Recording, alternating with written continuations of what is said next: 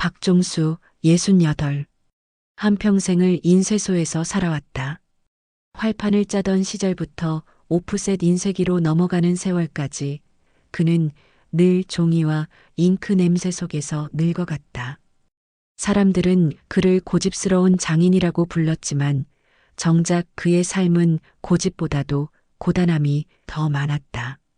35년 함께했던 아내는 새해 전 갑작스러운 교통사고로 세상을 떠났다.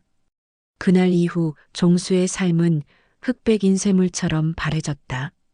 인쇄기는 여전히 돌아갔고 납품 일정도 돌아갔지만 집으로 돌아가면 어둠뿐이었다. 그날도 마찬가지였다.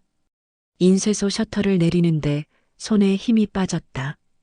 잉크와 종이 가루가 스민 손바닥이 유난히 허전하게 느껴졌다. 바깥에는 장맛비가 억수같이 쏟아졌다. 그는 우산을 꺼낼까 하다가 문득 그냥 맡기로 했다. 물에 젖는 감각이라도 있어야 살아있다는 게 실감날 것 같았다. 비를 뚫고 걷다 보니 어느새 도서관 앞에 서 있었다. 사실 책은 젊어서 그리 가까이 하지 않았다. 먹고 사는 일이 바빠 글자는 늘 교정용으로만 다뤘다. 그런데 아내가 떠난 뒤 책이 말을 걸어오기 시작했다. 답은 주지 않았지만 질문을 버티게 해주었다. 자동문이 열리자 종이 냄새와 공조기 바람이 뒤섞여 그를 감쌌다. 그리고 그곳에서 그는 그녀를 보았다. 반납대 앞 단정한 단발머리, 얇은 카디건, 작은 명찰.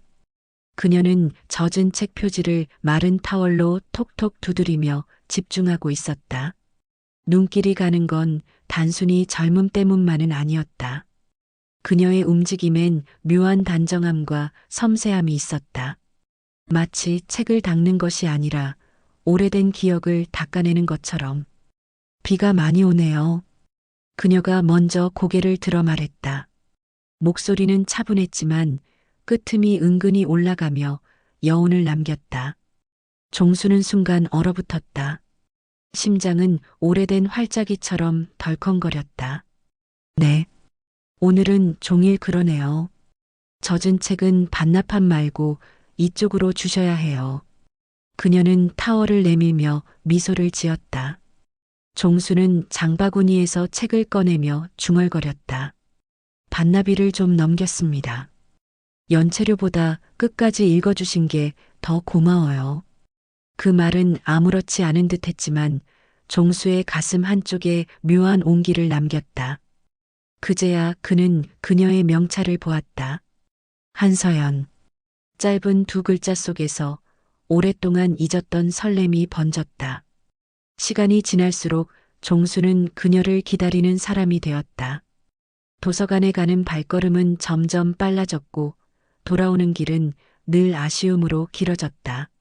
종수는 그녀에게 조심스레 말을 꺼냈다. 오늘은 그냥 보내고 싶지 않습니다. 잠시 제 얘기를 들어주실 수 있을까요? 서연은 망설이다가 고개를 끄덕였다. 엘리베이터의 숫자판이 내려갈 때마다 심장은 점점 더 빠르게 뛰었다. 차는 근처의 작은 모텔 앞에 멈췄다. 희미한 네온 사인이 깜빡였다. 이래도 괜찮을까요? 그녀의 목소리는 두려움과 호기심이 뒤섞여 있었다. 오늘만은 그냥 제 곁에 있어 주세요. 종수의 대답은 단호했지만 그 안엔 간절함이 담겨 있었다. 방 안 불빛이 켜지자 고요가 공간을 가득 채웠다. 서연은 두 손을 모아 쥐며 떨었다. 이건 안 되는 거예요. 알아요. 하지만 더는 참을 수 없습니다. 그는 그녀를 끌어안았다.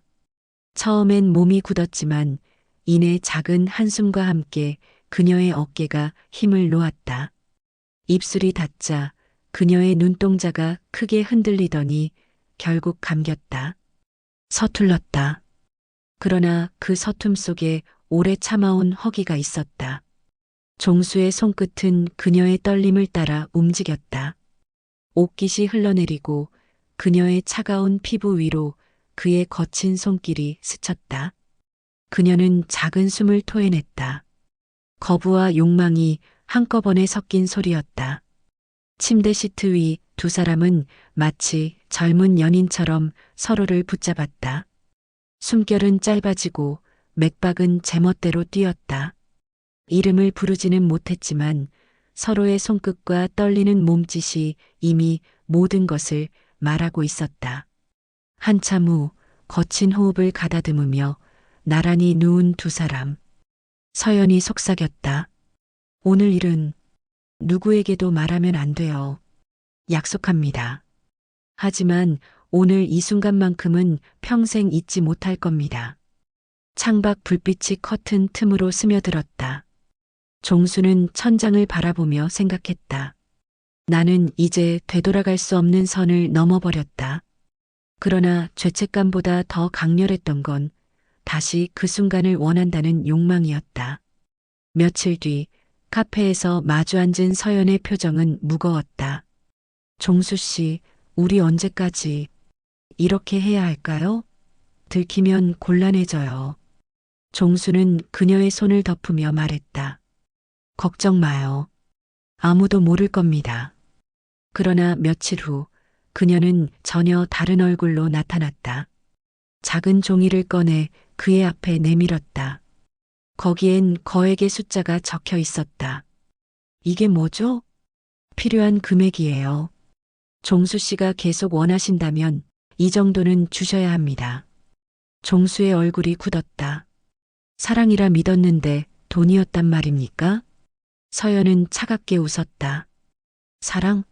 저는 한 번도 그렇게 생각한 적 없어요. 저한테는 생활비가 필요했고 종수 씨는 좋은 기회였던 거예요. 그 말은 칼날처럼 그의 가슴을 찔렀다. 그럼 그 밤도 그 웃음도 전부 거짓이었나요?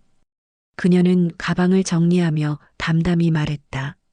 계속 이어가고 싶으시면 조건은 분명합니다. 문이 닫히고 그녀가 떠나자 종수는 손에 쥔 종이를 구겨버렸다.